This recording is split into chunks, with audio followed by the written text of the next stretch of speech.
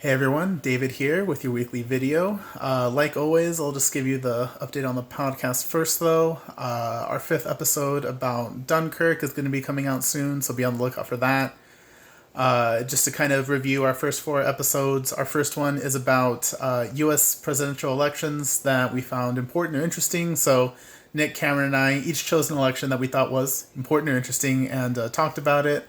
Our second and third episodes are a two-parter about the Normans, and then our last episode was about the history of the idea of the U.S. frontier. And so, it wasn't just about what happened on the frontier itself, but also, what the idea of the frontier represented in the American imagination, and how that kind of affected U.S. history as a whole. So, those are the four episodes we've done so far, and again, our Dunkirk episode will be coming soon. So, with that out of the way, getting to our weekly video, this is a little bit of a part two to a question that I was asked before, but I kind of took it in my own direction. So a couple weeks ago, my friend Sean asked or he asked for advice on what to do when you're learning about a historical topic that you don't know anything about. And so I made a video about that. So today's video is going to be specifically about learning more about U.S. history because, most of you listening right now live in the U.S. So to start things off, first I kind of want to put out there the idea that you don't have to, read a whole book or take a class to learn more about history. History is in a lot of things. History is, it's speeches, it's artwork, it's interviews, it's a number of things. And so, if you want to learn more about history, but the idea of fully taking a class or reading a book is kind of intimidating, or, you just straight up feel like you don't have the time or money for those things, that's super valid, and that doesn't mean you should be kept from history. And so I have it organized here by secondary and primary sources, just to kind of start us off with some kind of easy, accessible things to kind of get you started. So some really good secondary sources that you can check out to give you kind of a baseline understanding of things are documentaries, articles, including articles on a trusted news source of your choice. Most news sources will have some articles that you can look up that are about history.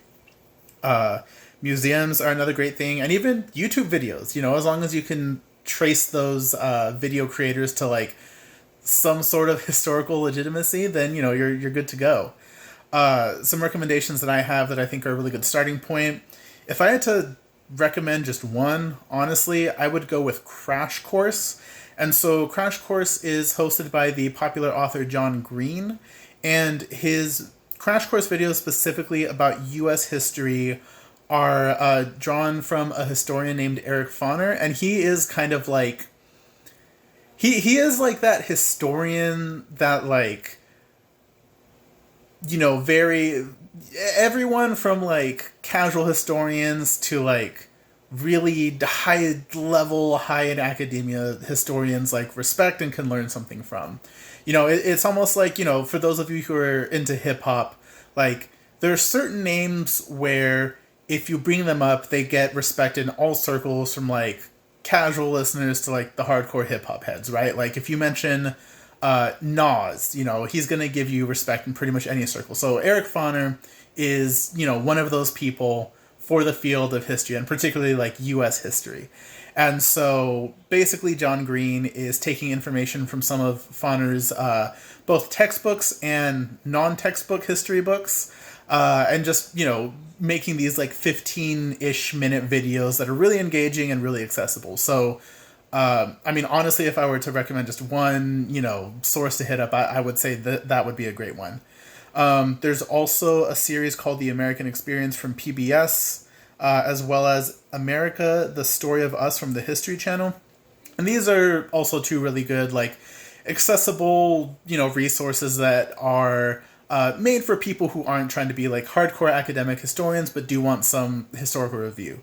Now, that being said, The American Experience and America Story of Us series of I guess you could call it a documentary series, they're not super great if you want to really think critically about U.S. history and all that, and including, some of the like darker sides of U.S. history. But at the same time, they're a good kind of introductory primer. And, if you do want to get to more critical things, which we'll touch on a little bit more in a bit, it's still good to kind of like brush up on the sort of like generic narratives and just sort of, get back to like a common understanding of U.S. history that generally reflects like the history that's taught. And then like once you have that common understanding, you can from there engage in the stuff that's a little bit more critical and a little bit more about people and topics that are like outside the like normal realm of what's taught in history. So again, if you're going to just choose one thing from that list, though, I would highly recommend a crash course. Also, primary sources, like I was listing some stuff off earlier, but like pictures, speeches, interviews, just like basically any form of media from the time period that you can think of honestly counts, and after say, let's say you're like researching more about Martin Luther King to refresh yourself on more than just the vague basics that everyone talks about on MLK Day, you can read a couple articles about him, you can watch a documentary like episode about him or something, and then after that, go back to his speeches, go back to interviews that he had and really hear what he had to say from his own mouth so you can really get a fuller picture of who he is, right? And so some really good resources for, primary historical sources are the U.S. Library of Congress. They have a lot of things stored there. And then also a couple, I guess you could call them projects. One of them called Not Even Past, which was started by the University of Texas in Austin in 2010.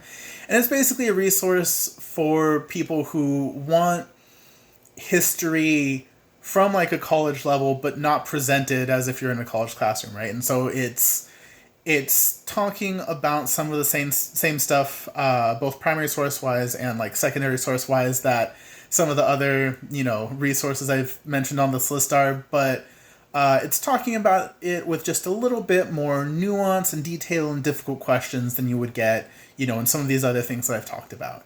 Another great sort of, again, like project, for lack of a better way of putting it, is the Zinn Education Project, named after historian Howard Zinn. And so this is where we get a little bit more into the territory of, resources that give you things that are critical of the normal way we're taught U.S. history and that give more attention to, workers, people of color, women, protesters, these groups that were very important, very influential, but not always covered in the depth that they should be, or sometimes covered in a way that kind of glosses over some of the more uncomfortable parts of U.S. history, right? Some of the stuff that we might not like to acknowledge. And so just going into these things alone is already like really good individual research. That said, if you do want to take it to the next level, if you do really want to become well-versed with U.S. history, then I would highly recommend taking classes at your community college if you have the time and money to be able to do that.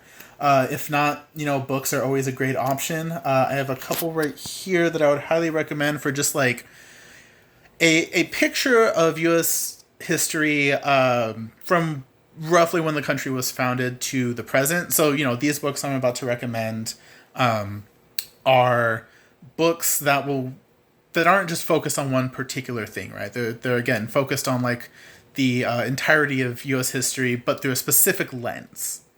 So, this book, The End of the Myth by Greg Grandin, here's how you can spell that. You can see it.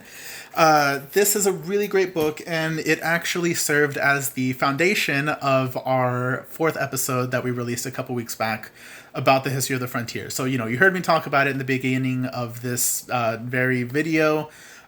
This book, again, End of the Myth, is where I got most of the information from. And it basically just talks about how the idea of the frontier served as a way to basically allow America to kind of push off a lot of its problems that it was facing kind of nebulously into the future, because, there might be some tensions based around things like, class or race, but the frontier was a way for the US to say, hey, don't worry about that stuff. If you have problems in the part of America that you're at, just go on the frontier, baby. Start a new life.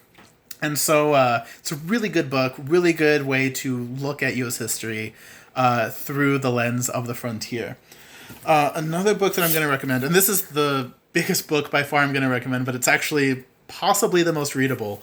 It is called There is Power in a Union, and the author is Philip Dre. Let me see, is there a place on the front? No, okay, I'll just show you the side view. So Philip Dre.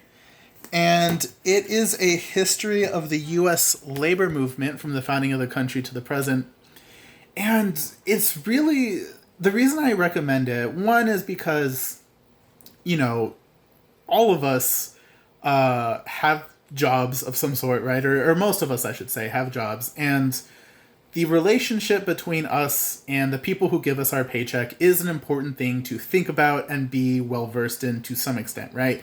And that is a history that I think, is something we can all relate to. And so knowing the history of those who came before us, who, fought for the rights that we have now, whether it's, wage laws, the weekend, overtime pay, benefits, things like that, it's really helpful to know that history. And again, this book reads like a novel, basically.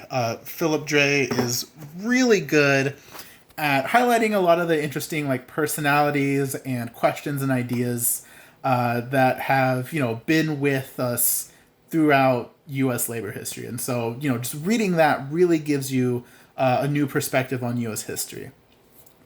The third book that I would recommend for U.S. history as a whole is Howard Zinn's, People's History of the United States. You've probably heard of it before, if not, really good. I'll be honest, this is the one book that I'm going to recommend that I have not read cover to cover. I've just read excerpts of, but the excerpts are excellent, and it presents a really good, critical picture of the U.S. that will challenge you to think critically about things, which is, always one of the goals, right?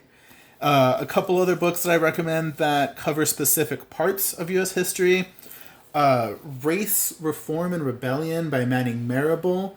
It is it's a history of the civil rights movement, and in my opinion, it is by far the best history of the civil rights movement out there, because Manning Marable does a really good job of showing how the civil rights movement affected different segments of the Black community in different ways, because Black people, just like anyone, aren't just one group that is exactly the same.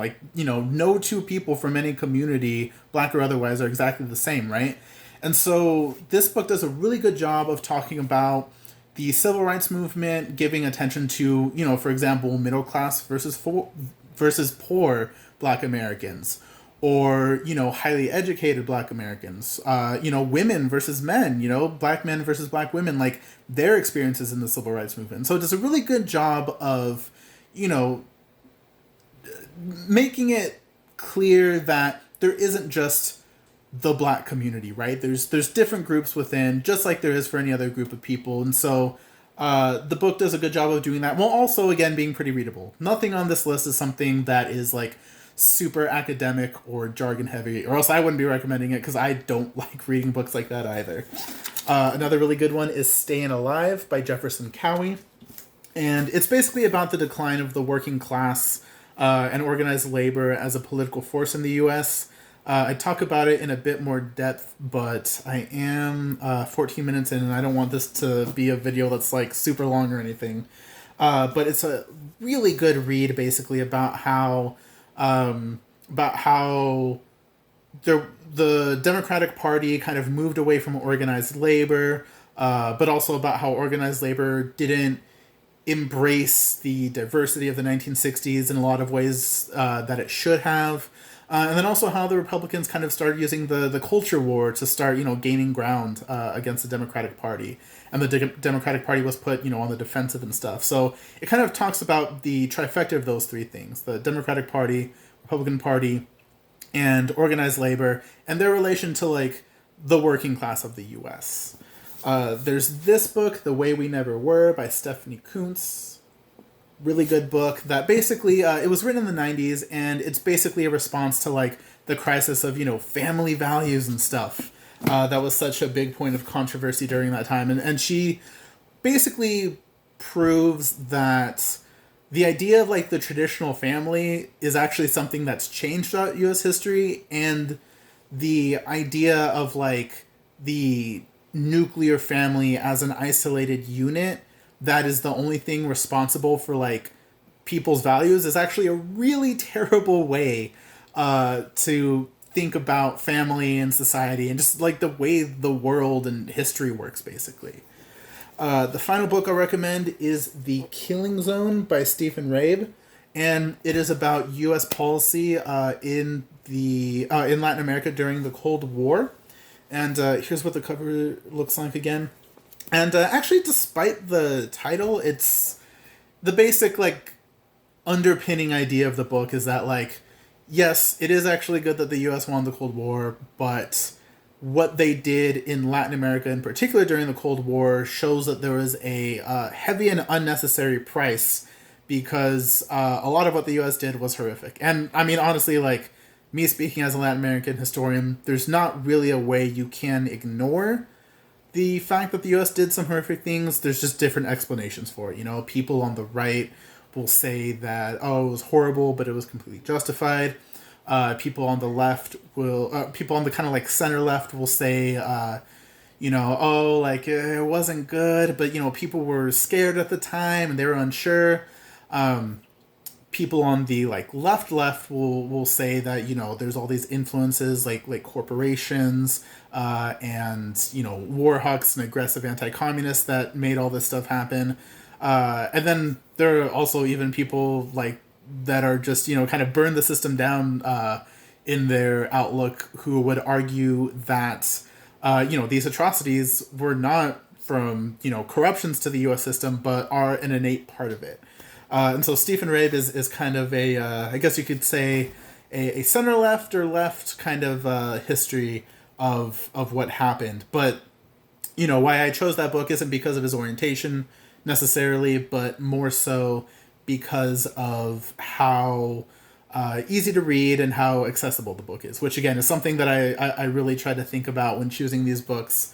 They convey not only great information, but they convey it in a really easy to understand, digestible way, because, again, even as someone with a master's in history, even I don't love super jargony, hard to read stuff. So thank you for listening, everyone. Sorry that this video went so long, but I really hope this can be a helpful resource for you for delving more into U.S. history. So with that said, have a good week and catch y'all next time.